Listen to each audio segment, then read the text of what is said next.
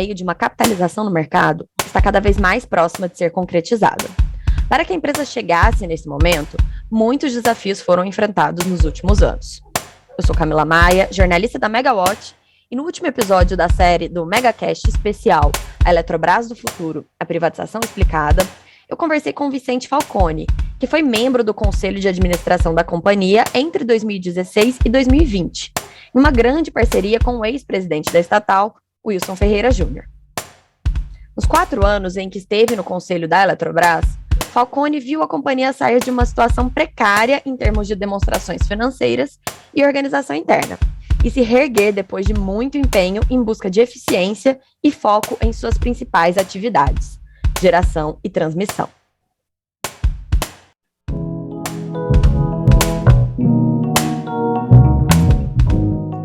Oi, Vicente, muito obrigada por participar do nosso MegaCast. Eu gostaria que o senhor começasse se apresentando aí, para quem não o conhece, qual foi o seu papel na Eletrobras, falar um pouquinho brevemente assim, sobre a sua carreira. Cumprimento aí a todos os ouvintes. Meu nome é Vicente Falcone.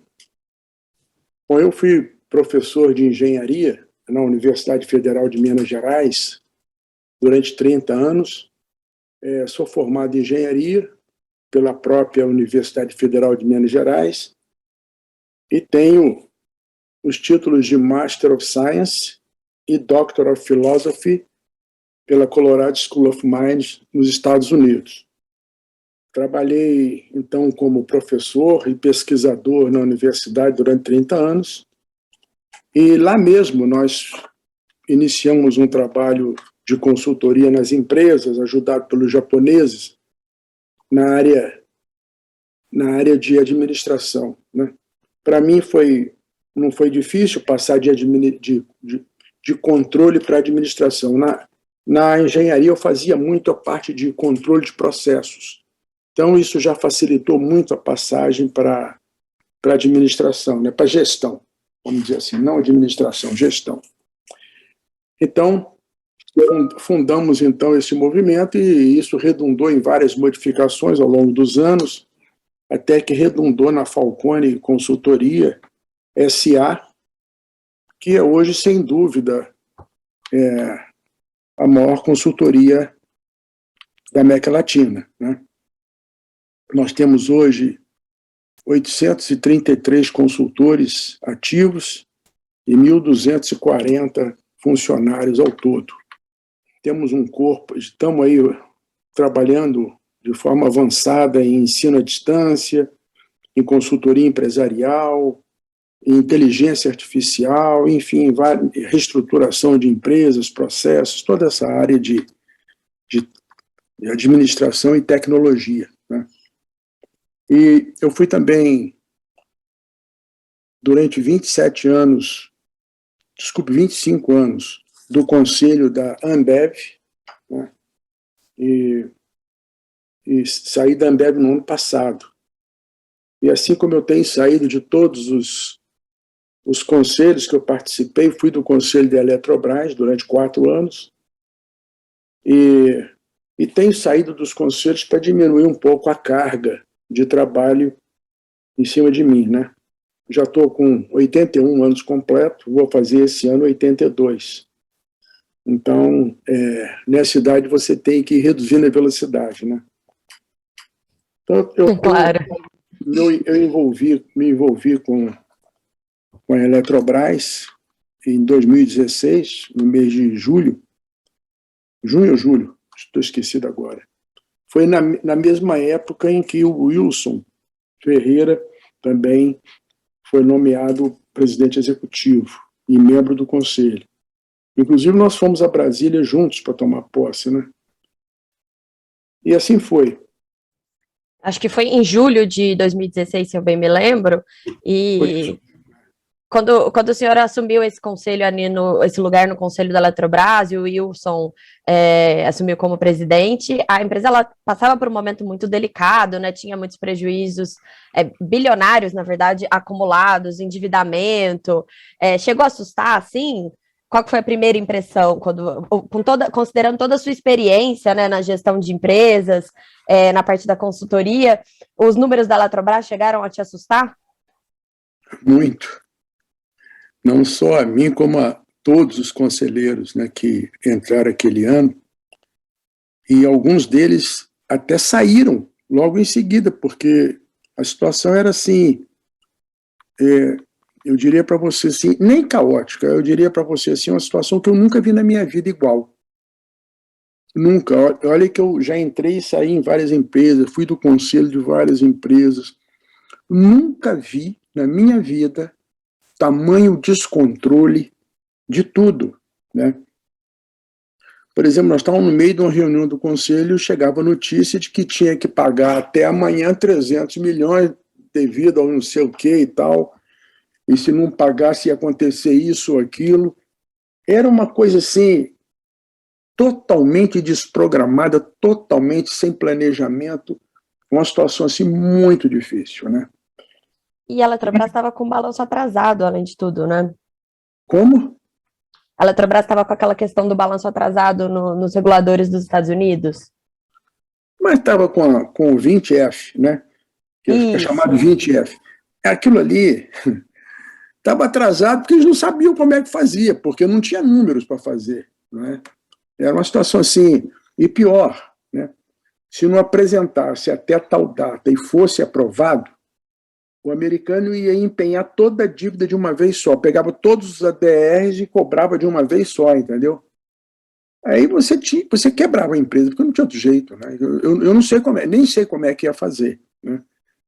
Mas eu me lembro que naquela época houve uma dedicação do Wilson, dos diretores, gerentes, todo mundo envolvido nessa área.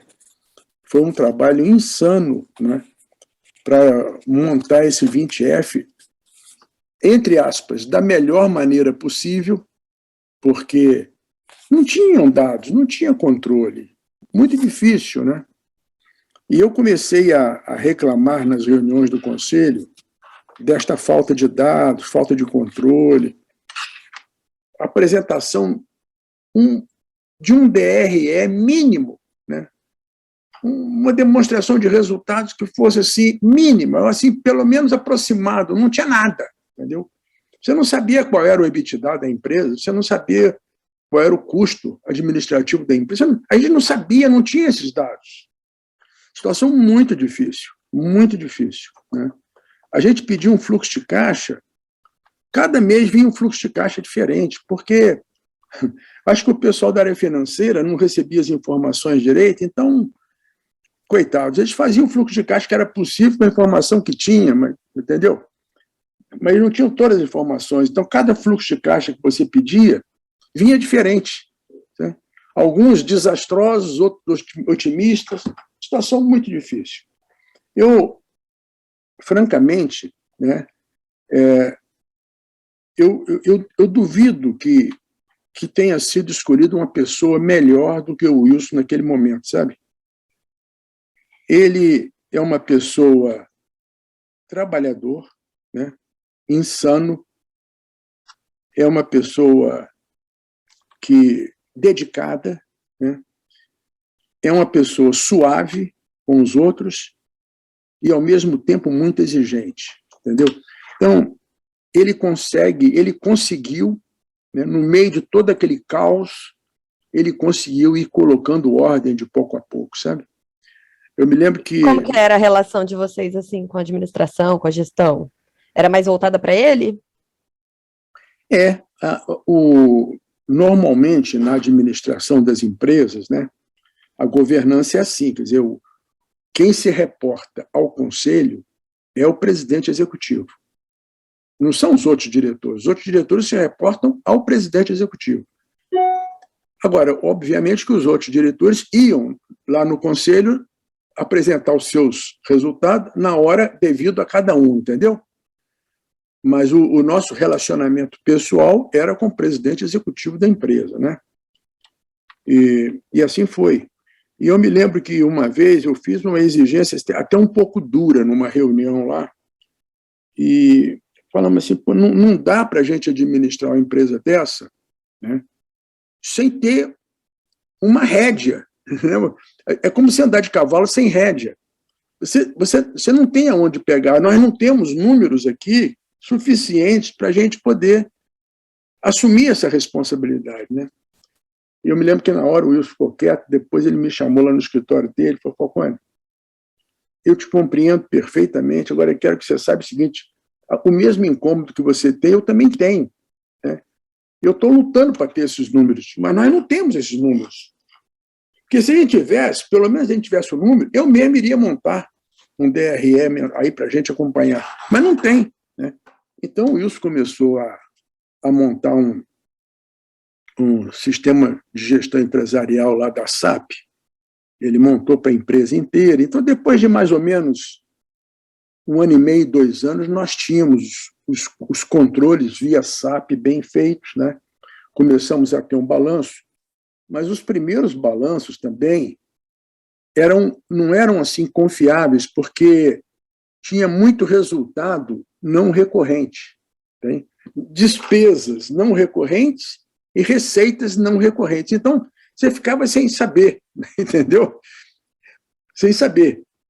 E eu me lembro que nós sugerimos, então vamos fazer o seguinte, vamos fazer um DRE recorrente e um outro incluindo os não recorrentes, para a gente ter uma ideia do que é recorrente nessa empresa e se nós estamos indo bem, porque o recorrente ele tem que ter resultado positivo, né?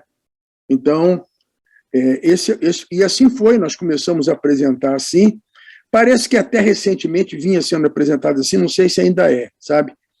Porque ainda é, né? Tem muito efeito não recorrente sempre, né? Então, até que se limpe isso tudo, o próprio sistema elétrico brasileiro é muito confuso, né? E tem muita coisa acumulada em várias instâncias que ainda estão em julgamento, coisas assim, né? Então, de vez em quando, vem umas coisas dessas. Como que era para vocês, então, aprovar uma demonstração financeira no conselho, assim, o peso de assinar, né, de aprovar uma DRE que você sabia que não necessariamente era muito consistente? Dava um medinho de pôr o CPF ali? Olha, eu segui sempre, esse negócio de CPF é o seguinte, eu segui sempre o seguinte princípio, né? Eu estou aqui para quê? Eu estou aqui para ajudar o Wilson a recuperar essa empresa. Esse era o meu princípio, né?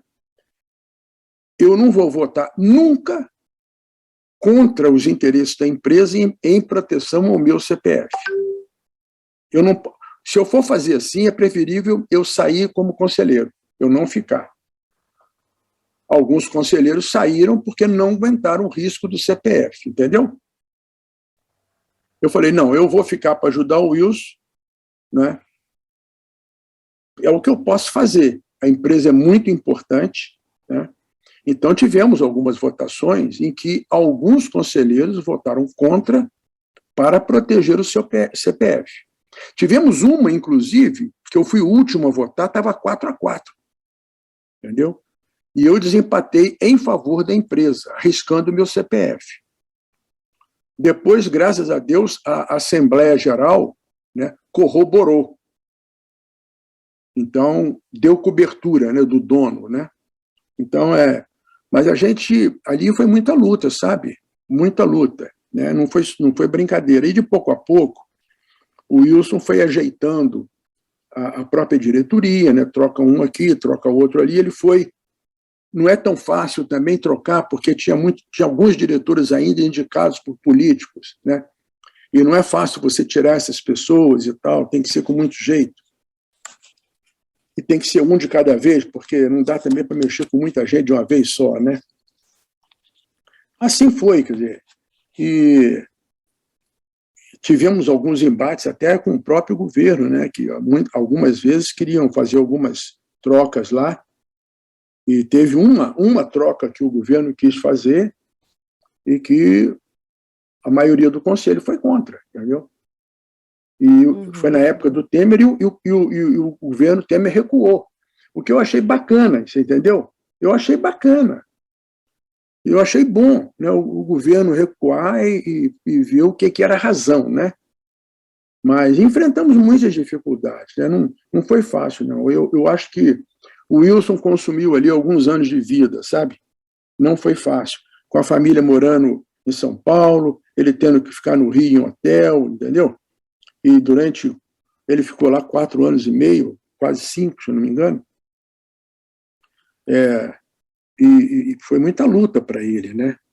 Mas eu acho que ele pode, na sua velhice, ter orgulho de dizer que ele ajudou o país a recuperar uma empresa.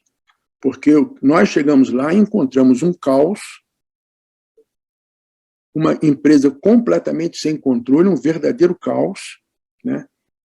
Sujeita a todo tipo de processo, né?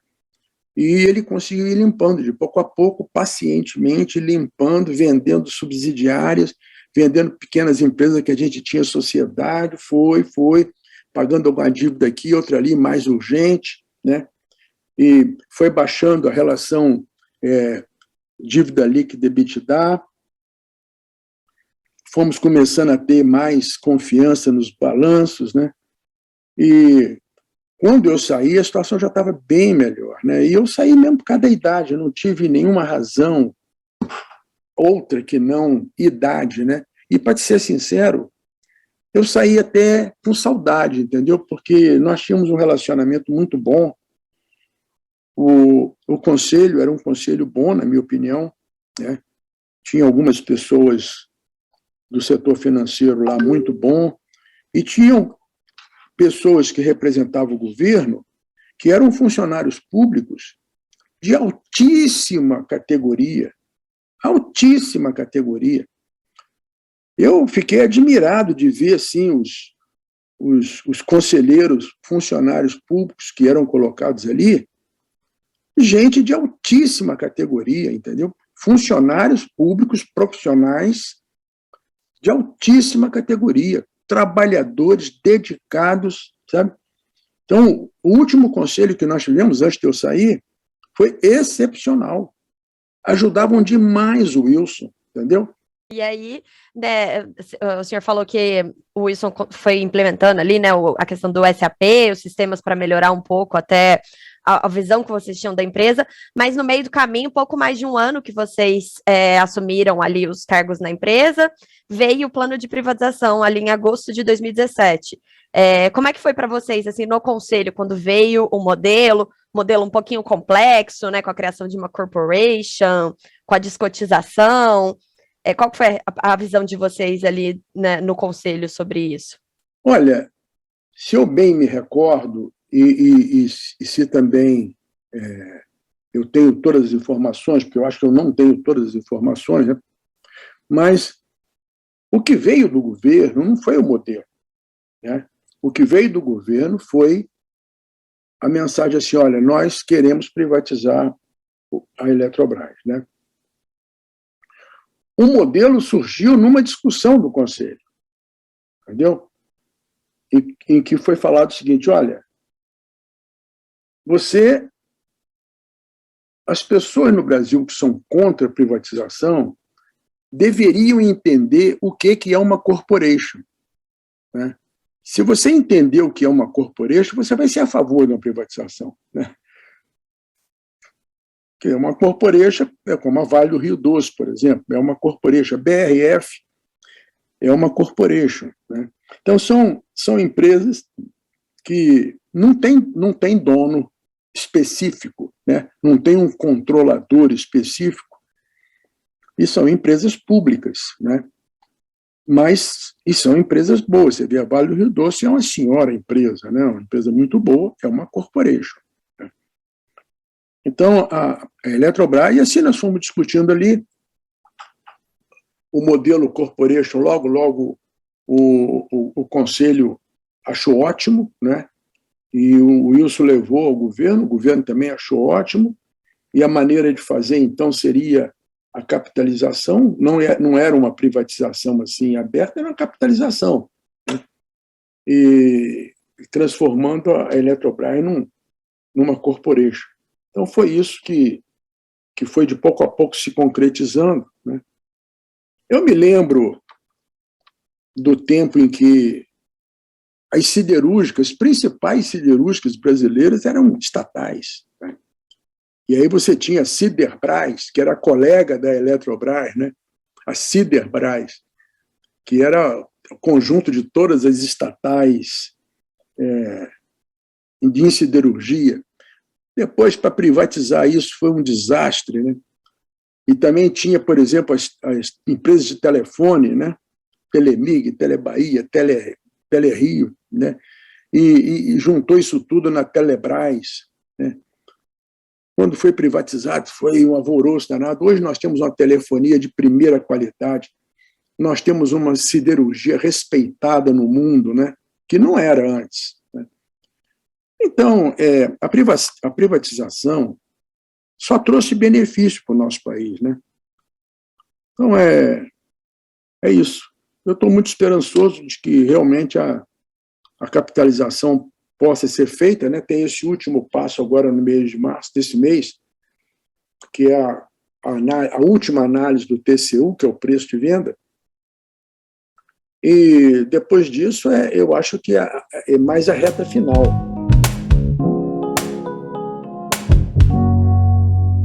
A Eletrobras, ela tem muito para ser uma empresa excepcional, sabe?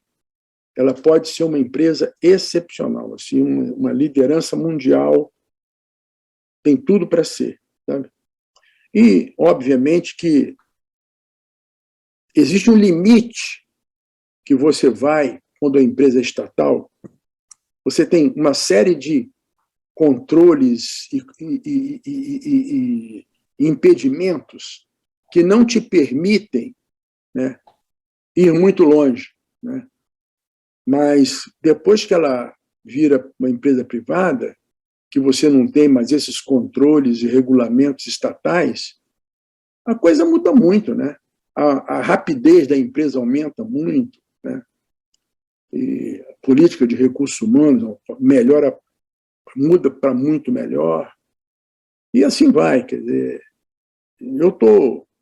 eu acho que a privatização, né, ou capitalização, vai trazer um benefício e um ganho de produtividade muito grande para a empresa, né? Eu ia justamente perguntar sobre isso, porque nesse período que vocês ficaram na Eletrobras, né, as mudanças que foram implementadas foram muito importantes, a empresa voltou não, né, começou a ter indicadores confiáveis, um endividamento sob controle, focada em geração e transmissão sem as distribuidoras, né, vocês fizeram aquela limpa na empresa, e com isso, surgiram muitos argumentos de que a privatização já não era mais tão necessária, porque ela já estava conseguindo andar sozinha, do jeito que estava. Ainda assim, ela é necessária, a privatização, no caso? Por que privatizar a Eletrobras, mesmo depois que ela foi consertada, digamos assim? É muito necessário, exatamente por isso que eu acabei de falar. Quer dizer, a função do Estado é garantir condições mínimas de educação, saúde e segurança. Essa é a função do Estado, e que ele não cumpre a contento. Nós não temos boa segurança, nós não temos um bom sistema de saúde e nós não temos um bom sistema de educação. É nisso que o governo tem que focar, antes de mais nada. O governo não tem que ser produtor de petróleo, nem produtor de energia, nem produtor de aço. Isso não é para governo, entendeu? Essa ideia de que o governo deve controlar tudo, né, é uma ideia que faz com que a sociedade seja infantilizada. Quer dizer que do lado de cá não tem ninguém bom. Quer dizer que do lado de cá as pessoas são o quê, né? Então, o privado, ele vai fazer um gerenciamento da Eletrobras, até mesmo por interesse próprio, muito melhor. Ela vai ser muito mais competitiva. Tá? Muita coisa para melhorar a produtividade dela, ainda muita coisa pode ser feita, ou tem que ser feita, para torná-la uma empresa super competitiva e gerar capital para expansão. Porque o investidor, ele quer ver resultado anual positivo e ele quer ver crescimento. O investidor quer ver o seu capital crescer. Então, é fundamental para a empresa crescer. entendeu? É fazer novas represas, é fazer geradores eólicos, é fazer investimento na sua área, crescimento na sua área, novas linhas de transmissão, entendeu? Isso é muito necessário, né? Agora, para a empresa entrar nesses leilões, que o governo faz leilões, né? Então, o governo faz leilão de linha de transmissão, e se você não é competitivo, você não consegue vencer no leilão e você não consegue crescer. Então, a empresa estaria condenada o tempo todo ao não crescimento. Agora, se ela se torna uma empresa realmente competitiva, rápida, tomando decisões rápidas, não tem que depender de governo para tomar decisão, aí a coisa é outra, né? Então ela pode ter conselheiros bons, ela pode ter diretores de primeira linha, né? Pagando bem, né? Os salários de presidente executivo e diretores da Eletrobras eram ridículos, né? As pessoas estavam lá mais por dedicação. O Wilson ficou ali 4 anos por dedicação. Um executivo super disputado na praça, dedicou 4 anos da vida dele para recuperar uma empresa nacional, né? Então, isso não está certo. Então, uma empresa privada, ela paga valor de mercado, né? E assim pode ter os melhores. E ela não tem restrições aos ganhos de produtividade, né? Então, estando dentro da lei, de acordo com a ANEEL, né, vai ser feito o que tiver que ser feito, obviamente, né? Então, eu vejo a Eletrobras como uma empresa super competitiva, sem dúvida nenhuma, em nível mundial.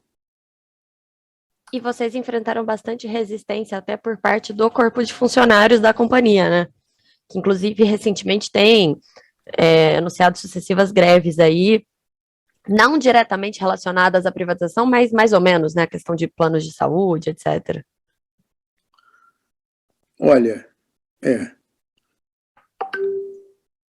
se eu bem me recordo, eu estou com 81 anos, se eu bem me recordo, todas as privatizações que eu vi e que eu assisti, os sindicatos estavam na rua, chutando as pessoas, entendeu? E chutando a porta da empresa, tentando bater nos executivos da empresa, atitudes bem truculentas. Eu me lembro que na privatização da Telebrás foi assim, truculento, lá no Rio de Janeiro, né? Lá na Bolsa de Valores, naquela época tinha Bolsa de Valores no Rio, né? Poxa, o sindicato foi truculento, eu não tenho outra palavra para dizer, né? Mas isso é uma reação, na minha opinião, né, boba e emocional, infantil. Agora, nunca vi dentro da empresa, lógico que dentro da empresa nós sabíamos que a vasta maioria dos funcionários eram contra a privatização, né? Eles têm lá suas razões, eu não quero discutir. Mas sempre foram, assim, aliados nossos na administração da empresa, sempre cumpriram suas obrigações, entendeu? Poxa, quando houve lá o esforço conjunto de várias pessoas para fazer montar para montar o 20F para levar para a SEC, isso foi feito, né? Dia e noite lá, o diretor financeiro aparecia lá com o olho tudo preto, assim, exausto, coitado, né? E os funcionários também virando noite. Até que conseguimos terminar tudo, levar para Nova York e, graças a Deus, ser aprovado. Aquilo nos livrou de um processo, de uma dívida gigantesca, né? Que era a dívida dos ADRs. Então, isso aí foi muito importante. Então, sempre houve uma contribuição muito grande e voluntária dos funcionários da empresa. Vários deles, pessoas muito competentes, sabe? Muito competentes. E, lógico que o quadro foi reduzido de 26 mil funcionários para 12 mil. Estou falando aqui em termos de números redondos, né? Números redondos. E lógico que nessa saída o Wilson deu prioridade às pessoas que eram mais dispensáveis que outras, né? Mas nunca foi oferecido aos bons um plano de demissão voluntária. Não, os bons ficaram. Tem muita gente boa lá na Eletrobras. E tem muita gente boa que vai ficar lá até aposentar, porque são excelentes funcionários. Tá? E eu constato isso porque conheço vários deles, pessoas, olha, dedicadas. Tive interações com vários deles, pessoas que te atendem a qualquer hora do dia, qualquer dia de semana. Eu telefonava para os caras, domingo, os caras me atendiam, dedicados, sabe? Gente muito boa. A Eletrobras tem tudo para ser uma grande empresa. Agora, encontramos a Eletrobras naquele estado, porque não só ela, como todas as empresas estatais, né, e as jornais e televisão são prova disso, são instrumentos de uso de políticos inconscientes, né? Por exemplo, que congela preço de energia sem perguntar a ninguém, congela preço de petróleo, umas coisas assim que, a longo prazo, acaba com a empresa. Entendeu? Isso foi feito pela Eletrobras. Eu queria te perguntar um pouquinho sobre isso, sobre a questão da governança mesmo, né? Porque vocês entraram na Eletrobras num momento pós-Lava Jato, que ainda tinha algum tipo de implicação da companhia, principalmente ali na questão de Angra 3, né? Algumas denúncias nas controladas, que na época eram até, inclusive, chamadas de descontroladas. Foi muito difícil esse processo, assim, de criação de uma governança dentro da empresa? É muito difícil. Foi muito difícil, porque no começo, né, ainda havia muitos diretores e presidentes de controladas indicadas por políticos que se sentiam independentes, né, entendeu? E podia fazer o que queria e não dava satisfação. Então, isso aí de pouco a pouco foi mudando, mas levou muito tempo e com muito jeito pelo Wilson, né? Olha, eu vou lhe falar uma coisa. Para mim, na minha opinião, o Wilson Ferreira é um herói nacional, entendeu? Ele deu de presente ao Brasil uma empresa. Porque a Eletrobras, olha, do jeito que estava, né? E se continuasse estatal, é um perigo ambulante, entendeu? Nós podíamos ter surpresas desagradáveis. Ele ajudou a construir uma empresa e agora, com essa capitalização, nós podemos ter uma empresa muito boa, sabe? Mas o esforço, eu digo a vocês assim, eu testemunhei isso. O esforço do Wilson foi uma coisa assim, ele deveria ganhar uma medalha, sabe? O governo devia reconhecer o trabalho que ele fez na Eletrobras e conceder a ele uma medalha, sabe? Porque ele realmente fez uma contribuição ao povo brasileiro inominável, sabe? Sim, é uma contribuição gigantesca que custou a ele, custou a família dele, sabe? E, infelizmente, o governo não reconhece essas coisas. O mínimo que o governo devia fazer é dar uma medalha a ele.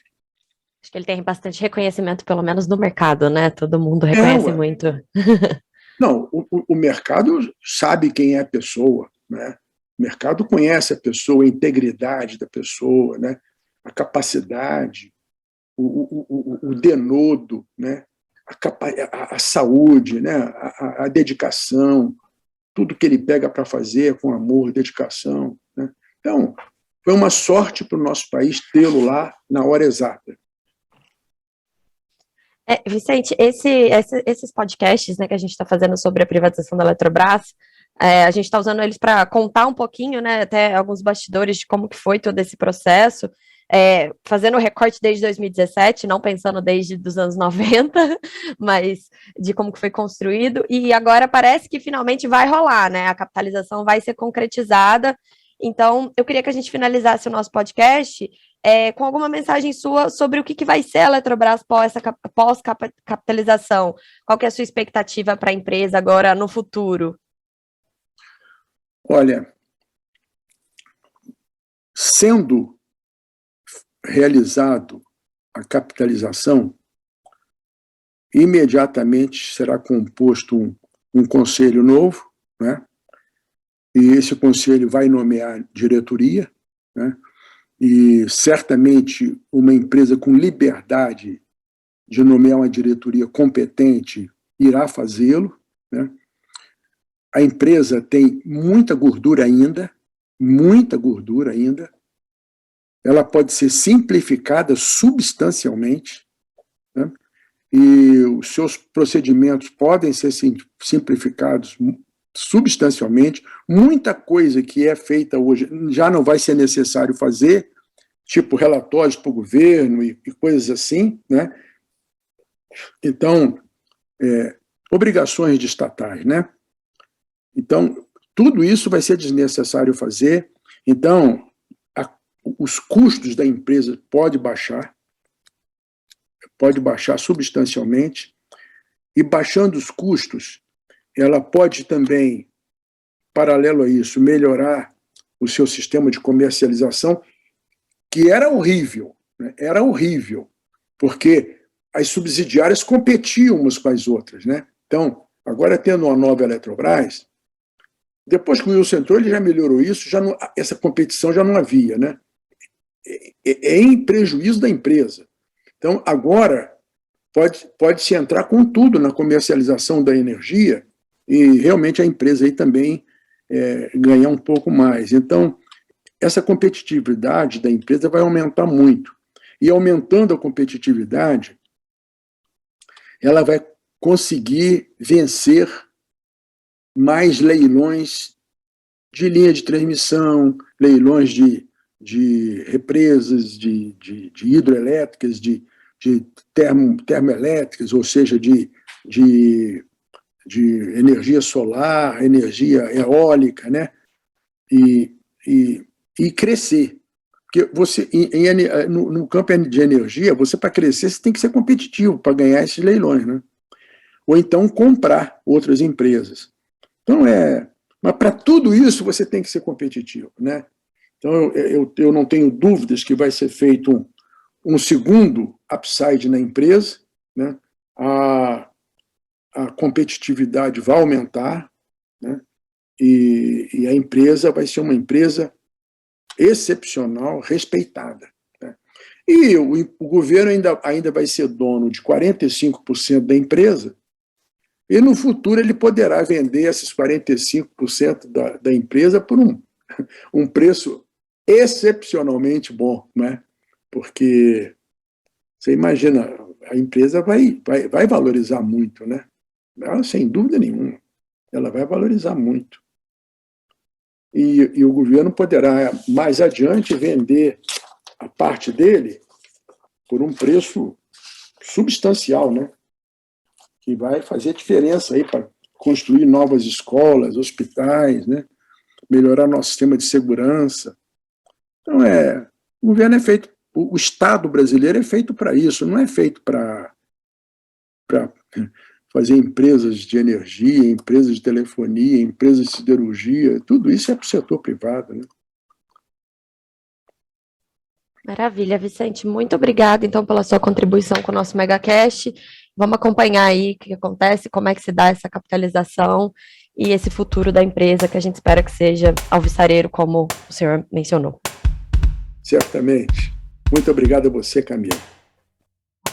E esse foi o último episódio da série do MegaCast especial A Eletrobras do Futuro, a privatização explicada. Em breve, lançaremos a 4ª temporada do MegaCast Convida. Aguardem! Até a próxima, pessoal!